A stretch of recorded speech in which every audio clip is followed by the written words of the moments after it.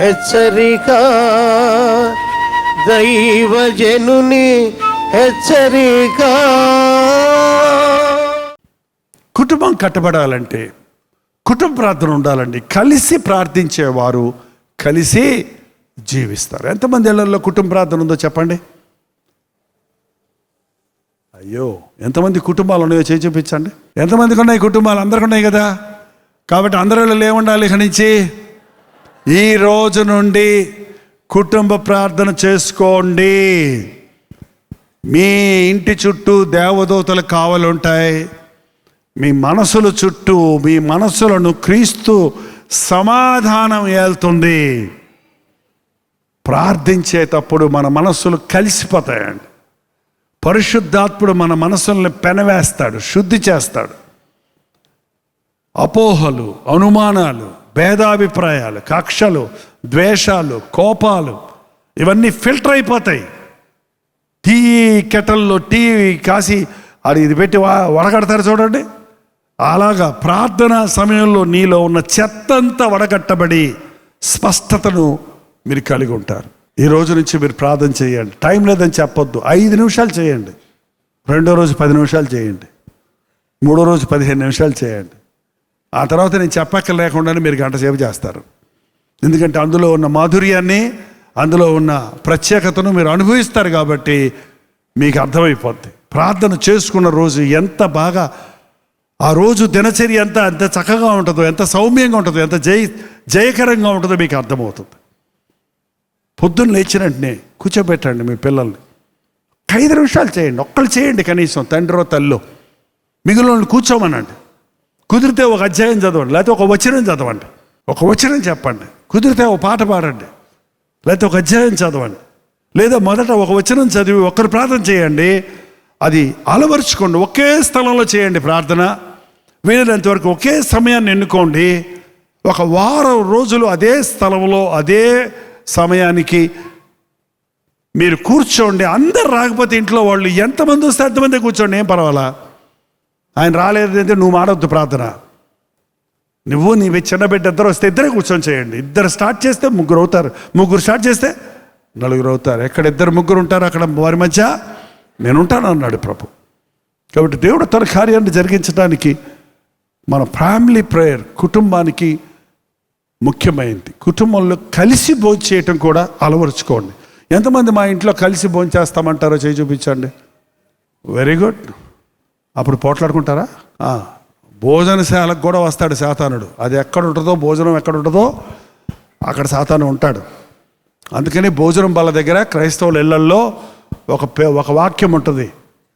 ఏంటండి? మా ముఖ్య అతిథి భోజనం బల్ల దగ్గర ఎవరైనా యేసు ప్రభు. అక్కడ యేసు ప్రభు కూడా మనతో భోజనం చేస్తున్నాడు అని గుర్తుపెట్టుకొని మీరు గొడవ పెట్టుకోండి. అప్పుడు గొడవలు సరిగ్గా ఉంటాయి. ఏంటంటే మన ఇంట్లో ఒక గెస్ట్ వచ్చి కూర్చున్నాడు అనుకో, అప్పుడు గొడవ పెట్టుకుంటారా? ఉప్పు సరిగా లేదనుకో, ఇట్టిట్ అంటాడు, ఎట్టెట్ట అంటాడే కానీ ఉప్పు వేయలేదే అంటాడా? అంట కదా. ఎందుకంటే గెస్ట్ ఉన్నాడు కదా అక్కడ. మరి మన ప్రభు ఎప్పుడు మన భోజనం బల్ల దగ్గర అతిథి. ఆయన ఎప్పుడు మన భోజనం బల్ల దగ్గర కూర్చొని ఉంటాడు మనల్ని ఆశీర్వదించడానికి. కాబట్టి అక్కడ గొడవ పెట్టుకుంటారు చాలామంది. ఏంటేంటో ఎత్తుకుంటారు. పక్కింటి వాళ్ళు నువ్వు అక్క ఎట్టు చేసావు, 4 ఇంటో తిన్నాను, ఎంత బాగా చేశాడో అంటది. అంటాడు ఈయన, అక్కడికే పోయి తిన్నా అంటది ఈమె. ఏంటంటే చిన్న కూరల విషయాల్లో, అన్నాల విషయాల్లో గొడవలు పెట్టుకుంటారు. గొడవ పెట్టుకోకండి. ప్రార్థనతో భోజనాన్ని పరిశుద్ధపరిచి భోంచేయండి. కుటుంబ ప్రార్థన చేసుకొని భోంచేయండి. పడక వెళ్ళండి. మీకు సుఖనిద్ర కలుగుతుంది. మీరు పొద్దున్నే లేచినప్పుడు ఇంట్లో ఒక ప్రశాంతత కలుగుతుంది. ఇంట్లో ఒక మంచి సంగీతం పెట్టుకోండి. దేవుని పాటలు ఉండనివ్వండి మీ ఇంట్లో. మీ మనసులకి మన నర్వస్ సిస్టమ్ అంతా కూడా రిలాక్స్ అవుద్దంట. Light music. లోకంలో వేరే మ్యూజిక్ పెట్టుకుంటారో, మనకు కావలసినంత దేవుని పాటలు ఉన్నాయి. మెల్లగా ఒక పాట వస్తుంటే మన మనసులో ఆ పాట రింగ్ అవుతూ ఉంటుంది. స్తుతిస్తూ ఉంటాం. వేరే కల్మషాలకు, వేరే అనుమానాలకు, అపోహలకు, అలజడులకు, దిగులకు, చింతకి చోటు ఉండదు.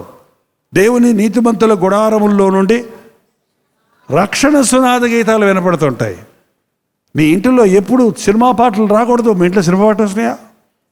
సినిమా పాటలు సినిమా సీరియల్ కాదు, మీ ఇంటి టీవీలో కానీ, రేడియోలో కానీ, లేకపోతే టేప్ రికార్డర్లో కానీ దేవుని పాటలు వస్తూ ఉంటే మీ ఇంటిలో సమాధానం అంట.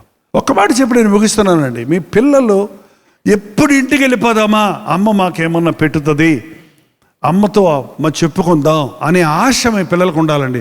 అలా ఉండాలి నీ ఇల్లు.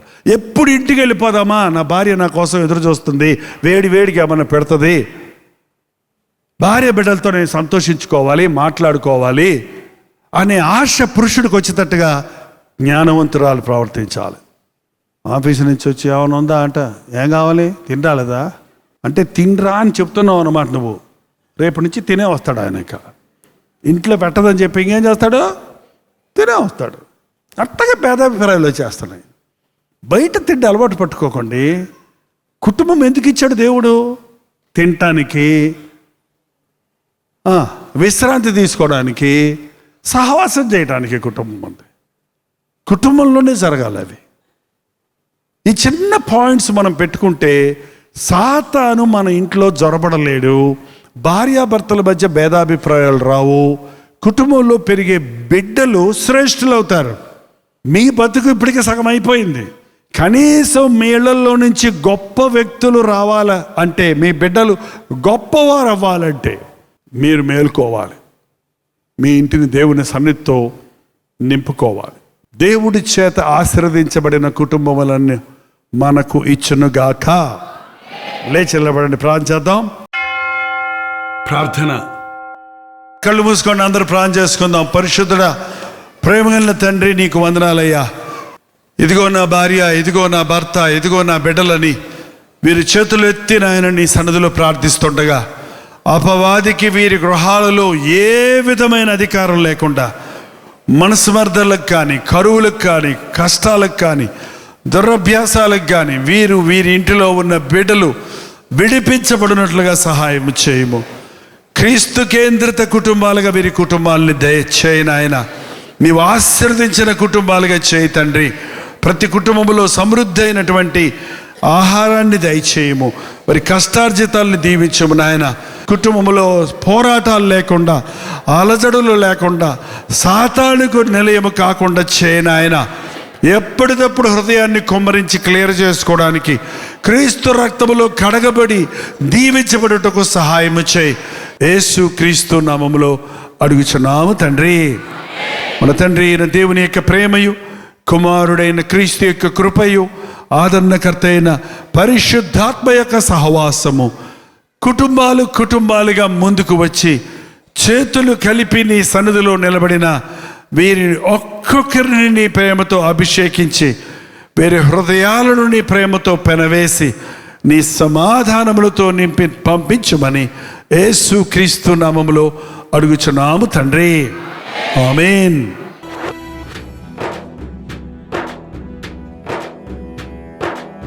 నిక్కమురా లోకం చెడ్డదిరా, తక్షణమే మేలుకు సోదరా. ఈ లోకపు పాపపు చీకటిలో నీలోనే వెలుగును చూపుమురా. నిక్కమురా లోకం చెడ్డదిరా, తక్షణమే మేలుకు సోదరా. ఈ లోకపు పాపపు చీకటిలో నీలోనే వెలుగును చూపుమురా. నీలోనే వెలుగును చూపుమురా.